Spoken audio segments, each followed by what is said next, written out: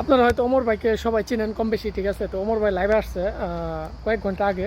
লাইভে আসার পরে আমরা প্রায় অনেক ফ্রেন্ড সার্কেল আছে, সবাই যুক্ত হয়েছিলাম লাইভে। তো সেখানে কিছু কিছু আবাল পোলাপান আছে যারা গালি দিতে আছে, ঠিক আছে। গালি দিতেছে কে জন্য সে বিষয়টা আমি আপনাদের বলছি। কারণ ওমর ভাই হচ্ছে একজন বেস্ট রোস্টার, ঠিক আছে, প্লাস কমেডিয়ান।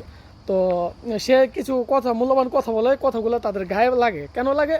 কারণ তারা বউ ব্যবসায়ী, ঠিক আছে। তাদের বইয়ের বিভিন্ন অঙ্গ প্রত্যঙ্গ সোশ্যাল মিডিয়ায় ছাড়ে, তারা ওগুলো দেখায়, ভিউ কামায়, টাকা কামায়, ঠিক আছে।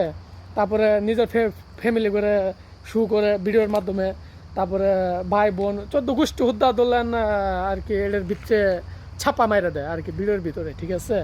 তো এইসব ওমর ভাই একটু বৃত্তান্ত বলছে, তো তাদের গায়ে বাজছে।